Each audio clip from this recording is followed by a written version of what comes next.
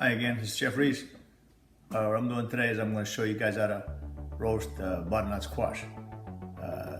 Pretty much I picked these out of my garden, and I'm going to show you a couple of different ones and the way you can roast them.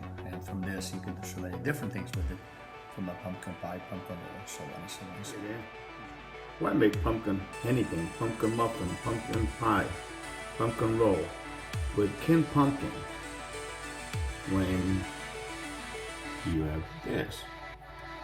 These are different squashes.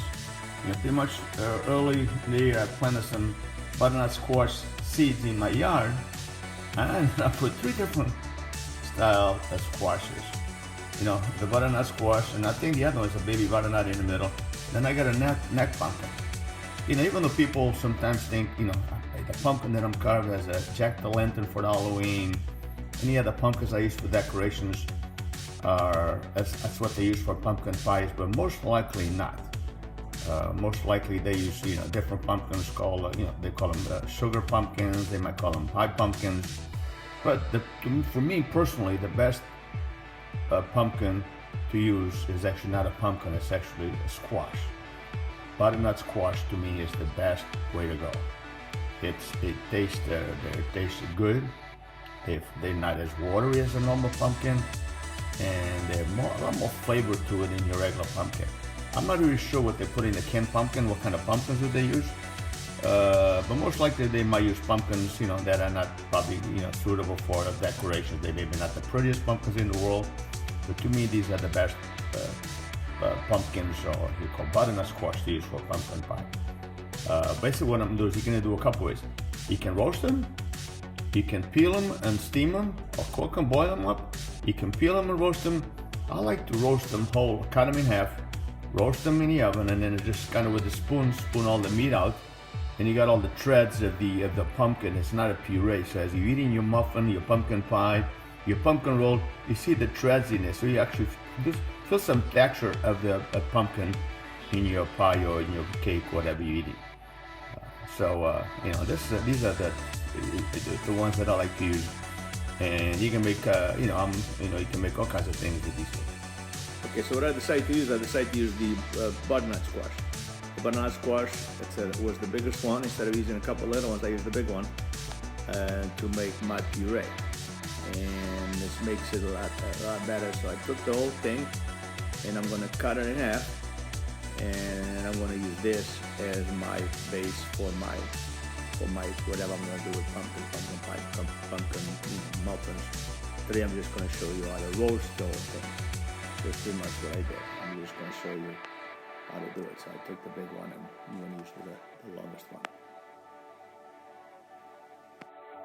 So that's, I cut them in half this way. So I'm gonna cut them in half the longwise. You have the flat down when you cut it, so you don't cut your fingers. So I'm gonna flip it over, so it's not slippery. I'm just gonna cut it straight down. What I ended up with, see? Got one side there's no seeds, and then around this part is where the seeds are. And these are the seeds that I planted last year. So I planted these seeds last year, and I ended up with 3 different squashes out of my backyard. So and I'll probably have some more out there right now, but as the weather gets colder, and the freezers are probably, I might find a little one out there. Sometimes our growing season in Pennsylvania is not long enough, so you might not get the biggest one unless I start early in the year. But these are the seeds that I planted. So I'm gonna pull the seeds out, and this is what I ended up with after I took the seeds out. It's okay to leave a little bit of the fuzz in it, it's okay. So I'm just gonna take that, I'm gonna rub it a little olive oil, flip them upside down, with the meat side down, and I'm gonna roast them. I'm gonna roast at 350 degrees for probably about 45 minutes. So rub a little bit of olive oil on it.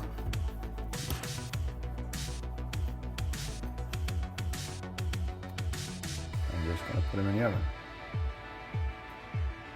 I did the same thing to the rest of the butternut squash, and like I said, this can be all used for pies and muffins and pumpkin cookies, but you can also use it for soup. So you can roast the butternut squash. I prefer, if you're gonna make a soup, if you're gonna make anything with pumpkin, It's so much better when you roast it. The flavor is so much intense and flavorful than just steaming or just boiling it.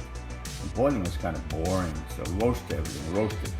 Whatever you're making, roasting, making, any kind of fruit soup, apples, pears, roast everything. Always roast them in the oven. The flavor is so much more better. So after about 45 minutes, it looks like they're ready. So I'm going to let them cool off a little bit.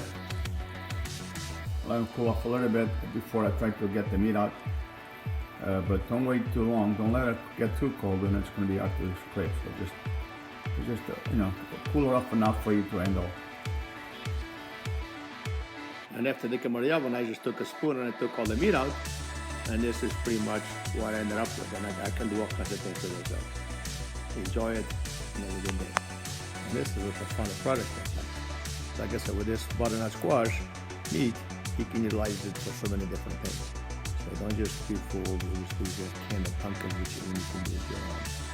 It's much better, it's much closer. Honestly, from this you can do so many other things. So have a good day. Don't forget to look me at YouTube. If you have any questions, don't hesitate to email me. So thank you and have a nice day. Enjoy the fall.